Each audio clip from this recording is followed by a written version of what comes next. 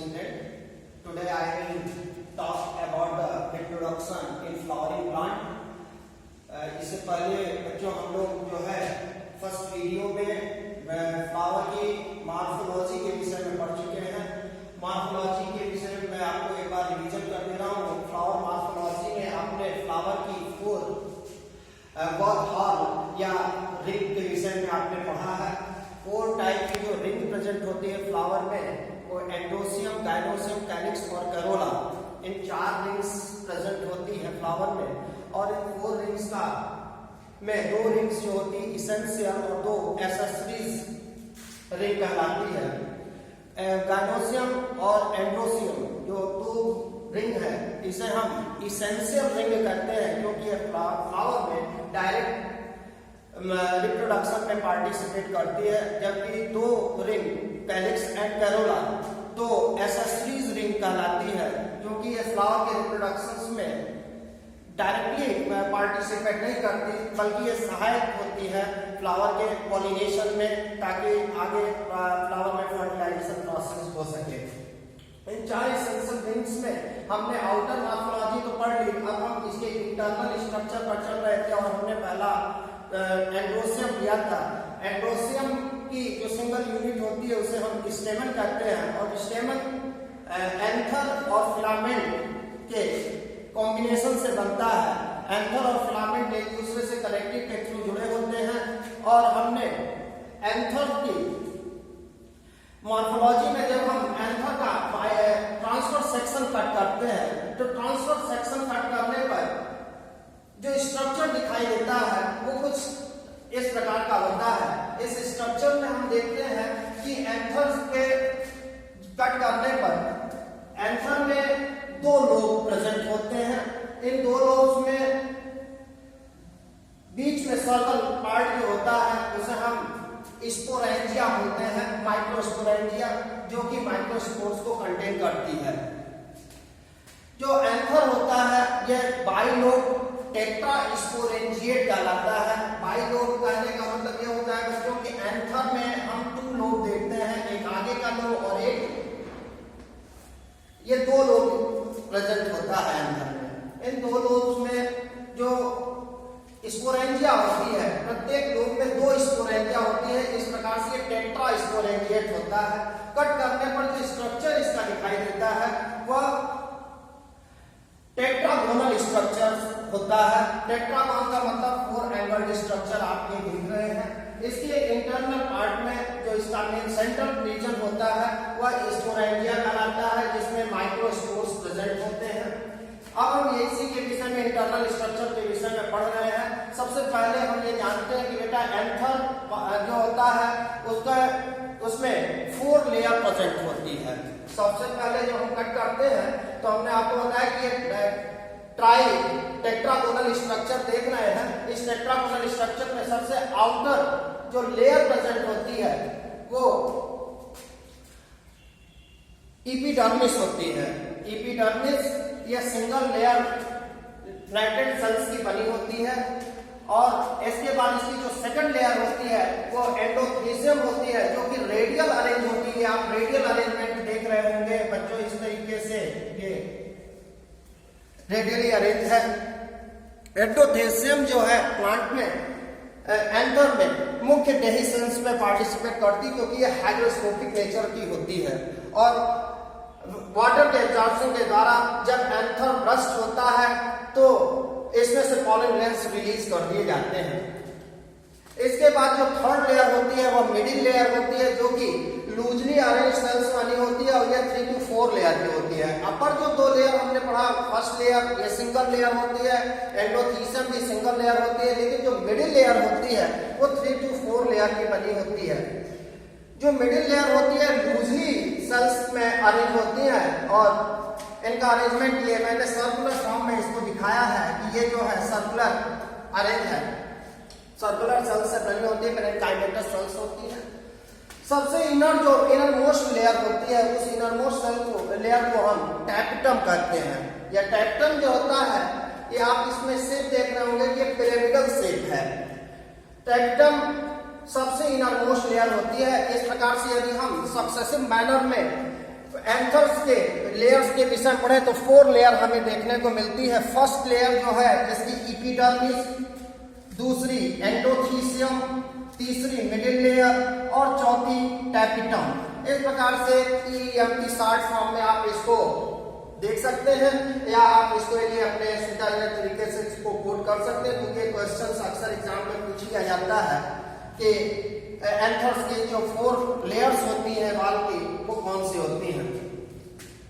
Sporangia और anther की जो एपिडर्मिस है उसके बीच की जो डिस्टेंस है इसे हम एंथर वाल कहते हैं, जिसको हमने कहा कि 4 लेयर के बाल होती है। आउटर जो 3 लेयर है ये डायरेक्टली एंथर्स के डिविजन्स में हेल्प करती है। एंड ये जो स्ट्रक्चर आपने देखा इसके बीच में ये डिप्रेस्ड रीजन आप देख रहे हैं, इस डिप्रेस्ड रीजन को स्टोमियम बोलते हैं।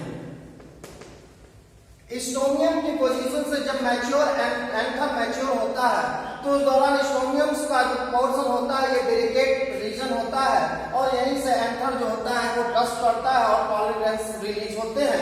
बिकॉज ये जो 3 लेयर्स होती है फाइब्रस हो जाती है और हार्ड होकर के टफ वॉल बनाती है, लेकिन यह रीजन जो होता है ये रीजन वीक होता है और डेलिकेट होने के नाते इस रीजन पर जब प्रेशर पड़ता है तो प्रेशर के कारण ये बस्ट हो जाता है और पॉलन ग्रेन्स जो होते हैं यहाँ से रिलीज कर दिए जाते हैं। सबसे इनर मोस्ट लेयर की अगर हम बात करें टैप्टम, तो टैप्टम के जो है ये सबसे इनर मोस्ट लेयर होती है और यह ठीक इसका जो साइटोप्लाज्म सेल का होता है वो थिक साइटोप्लाज्म होता है और मल्टी न्यूक्लिएटेड या हम इसको पॉलीप्लॉइड कंडीशन से सेल कहते हैं। ऐसा इसलिए कहते हैं बच्चों क्योंकि मल्टी न्यूक्लिएटेड का मतलब होता है कि एक सेल्स में कैरियोकाइनेसिस तो हो रही है, एक सेल के भीतर में न्यूक्लियस प्रेजेंट होता है और न्यूक्लियस के डिवीजन को हम कैरियोकाइनेसिस कहते हैं।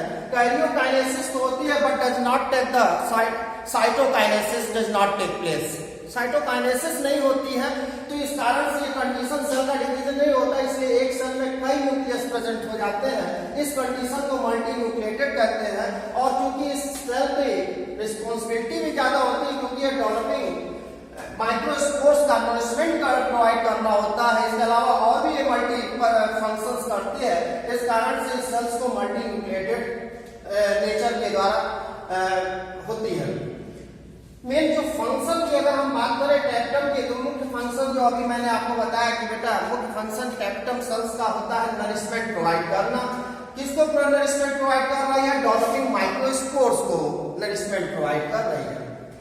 इसके अलावा टैप्टम सेल जो होती है ये सिक्रेटरी नेचर की होती है, यह कुछ एंजाइम्स और हार्मोन्स दोनों का सिक्रीशन करती है।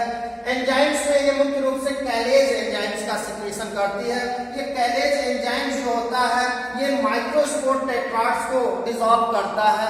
अब आप लोग ये सोच रहे होंगे कि माइक्रोस्पोर टेट्राड्स क्या है, तो बच्चों जब ये माइक्रोस्पोर्स जो इसके भीतर में सेल्स होती है ये सेल्स जब डिवीजन करती है तो जब सेल्स में डिवीजन होता है, मान लीजिए ये बीच की स्पोरोजिनस सेल्स है जो इस स्पोरेंजिया के बीच में कॉम्पैक्टली पैक्ड सेल्स होती है, जब इसमें डिवीजन होता है तो डिवीजन के कारण जो सेल्स होती है ये सेपरेट ना हो करके एक दूसरे से कैलोज के द्वारा आपस में जुड़ी रहती है और ये स्ट्रक्चर कुछ इस प्रकार से बनता है।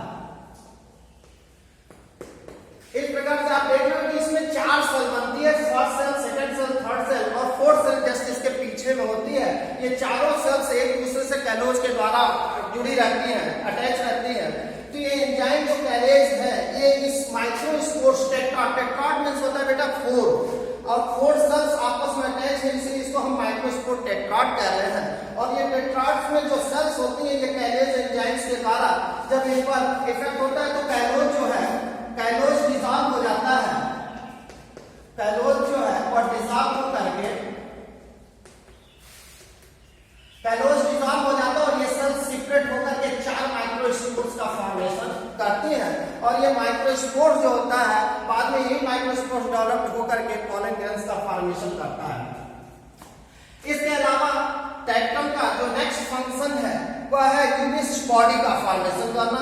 ये यूनिस्ट बॉडी का वर्क है, ये यूनिस्ट बॉडी पॉलन ग्रेन्स में स्पोरोपोलेनिन को कोड करती है। स्पोरोपोलेनिन नेचर में अब तक नोन मोस्ट रेजिस्टेंस सब्सटेंस माना जाता है इन द वर्ल्ड। ये इतना रेजिस्ट नेग्लिजिबल होता है कि इस पर एसिड बेस या किसी भी स्ट्रॉन्ग एसिड बेस का कोई असर नहीं होता, यानी कि जो स्पोरोपोलिनिन है इसको डिसॉल्व नहीं कर सकता। ऐसा कोई ऐसा एंजाइम हमको नहीं ज्ञात है जो इस स्पोरोलिन के वॉल को डिसॉल्व करे, यानी कि पॉलन ग्रेन्स की जो आउटर वॉल होती है उसकी वॉल होती है स्पोरोपोलिनिन की बनी होती है, और स्पोरोपोलिनिन जो है पॉलन ग्रेन्स के भीतर में चूंकि मेल गैमेटोफाइट स्ट्रक्चर होता है उसको प्रोटेक्ट करता है। इसीलिए पॉलन ग्रेन्स के फॉसिल्स जो होते हैं वो अफगानिस्तान नेचर में पाए जाते हैं। जब ये कहीं पर फॉसिल्स को सर्च होती है तो हम जब कभी कहीं निकालते हैं तो हमें पॉलन ग्रेन्स प्राप्त हो जाते हैं। उनके आउटर वॉल अंदर की जो साइटोप्लाज्म जो है वो डेड हो जाती है टाइम के रिस्पेक्ट में, बट जो एक्सटर्नल स्ट्रक्चर होता है पॉलन ग्रेन्स का वो सेफ बना रहता है इस स्पोरोपोलिनिन के कारण। इसलिए वहां की वनस्पतियों के विषय में भी अंदाजा लगाया जा सकता है कि वहां पर पुराने समय किस प्रकार की वनस्पतियां प्रेजेंट रही हैं, किस प्रकार के पौधे रहे होंगे। इसके अलावा इस टेंटम का एक और मुख्य काम होता है कि कुछ पॉलन ग्रेन्स जो होते हैं इकट्ठा एक पॉलन किट्स में पाए जाते हैं। इस पॉलन किट का फॉर्मेशन भी टेंटम लेयर करती है। ये पॉलन किट बच्चों आपने हिबिस्कस का प्लांट देखा होगा जो कि चाइना रोज होता है, अगर आप उसको हाथ में उसके फ्लावर का अपर पार्ट हल्का सा रब करें तो आपके हाथ में पाउडरी सब्सटेंस आते हैं। ये पाउडरी सब्सटेंस जो होते हैं वो एक्चुअल में पॉलन किट्स होते हैं जिनके भीतर में ढेर सारे पॉलेन्स प्रेजेंट होते हैं। ऐसा इन प्लांट्स में लिया जाता है ताकि इंसेक्ट जो होते हैं इस पॉलन किट से अट्रैक्ट होकर के फ्लावर के पॉलिनेशन में हेल्प करते हैं। इसके